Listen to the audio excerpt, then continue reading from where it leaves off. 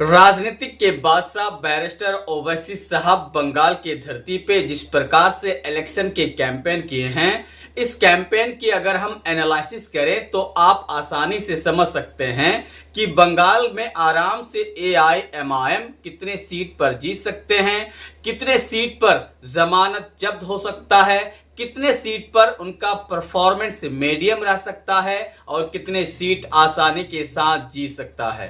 अगर आप जानना चाहते हैं, समझना चाहते हैं, बंगाल की एनालिसिस करना चाहते हैं तो ये वीडियो आपके लिए बहुत ज्यादा इंपॉर्टेंट है, क्योंकि हम आपको एक एक करके सब कुछ बताएंगे और खास करके जो इलेक्शन के कैंपेन में जो भाषण दिए हैं उस भाषण का प्रभाव क्या पड़ेगा बंगाल के धरती पे या बंगाल की जनता के माइंड पे, सब कुछ पता चलेगा। लेकिन आपको हम बताएंगे उससे पहले आपसे रिक्वेस्ट है, चैनल को सब्सक्राइब कीजिए और हो सके तो मेरे टेलीग्राम चैनल ज्वाइन कीजिए और फेसबुक पेज को फॉलो कीजिए। तो चलिए आप बात कर लेते हैं। सबसे पहले ओवैसी साहब बंगाल के धरती पे आए और यहाँ पे ताबड़तोड़ कैंपेन की। कैंपेन करने के बाद गुजरात के जो सेमीफाइनल का इलेक्शन है वहां पे जाके कैंपेन कर रहे हैं। अभी अगर हम बात करें ओवैसी के एनालिसिस की, उनके जो कैंपेन है, उनकी जो राजनीतिक जो खास करके सोच है, बूझ है, वो अगर हम देखें तो बंगाल में आसानी के साथ अपना प्रभाव डाल चुका है, राजनीतिक प्रभाव पड़ चुका है। हम आपको बता दें वहां पे तीन चीज सबसे ज्यादा वायरल हुए। पहला, ममता बनर्जी मुस्लिम के वोट के बिना, ममता बनर्जी मुसलमान के वोट के बिना, मुस्लिम के वोट के बिना सीएम के पद नहीं पा सकता है। ये बात क्लियर है। ये बात किसने क्लियर किया? खास करके ओवैसी ने। इससे पहले किसी को भी नहीं पता था कि मुस्लिम के बिना ममता सीएम बन सकती थी या बनी है। तो अब हम आपको बता दें, पहला एलिगेशन, मुस्लिम के वोट लिया लेकिन मुस्लिम के लिए काम नहीं किया, मुस्लिम को और खास करके वहां पे पड़ताना झेलना पड़ा है। मुस्लिम के हक के लिए जितना काम होना चाहिए उतना काम नहीं हुआ है।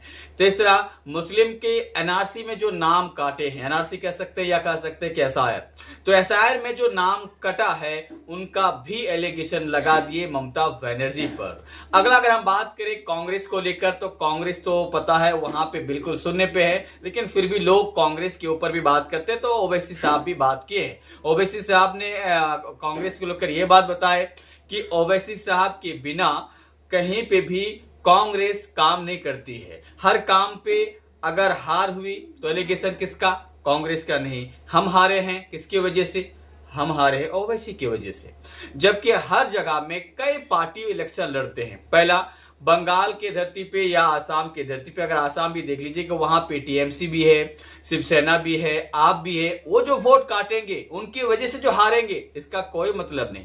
लेकिन ओवैसी अगर वोट काटे, ओवैसी अगर इलेक्शन लड़े तो ओवैसी के ही वजह से हम हारे हैं। तो आपको हम बता दें, आज बिहार में या बंगाल में या पूरे भारत में कहीं पे भी अगर आपके राजनीतिक प्रभुत्व नहीं है तो आप शून्य में, हाशिए में हैं। इसीलिए अपना कैडर बनाइए, अपना राजनीतिक पकड़ बनाइए। ये ओवैसी साहब ने मैसेज दिया है और मैसेज बाखूबी वहां पे चर्चा का विषय बन गया है।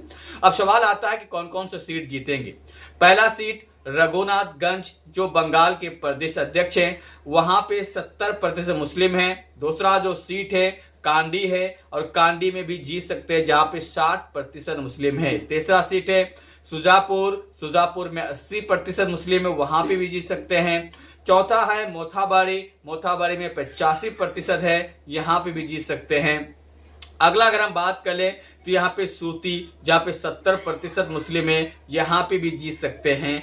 बाकी 5 सीट जो हम अभी बताए, 5 सीट जीत सकते हैं, बाकी सीट पर अच्छा खासा प्रभाव पड़ सकता है। मेरे हिसाब से 5 से 6 सीट, हम 5 सीट गिनाएं और 1 सीट हो सकता है आपका बसीरहाट साउथ में, लेकिन वहां पे थोड़ा टाइट है। लेकिन बंगाल में ओवैसी अपना किला बनाने जा रहा। आप इसके बारे में क्या कहेंगे? मुझे कमेंट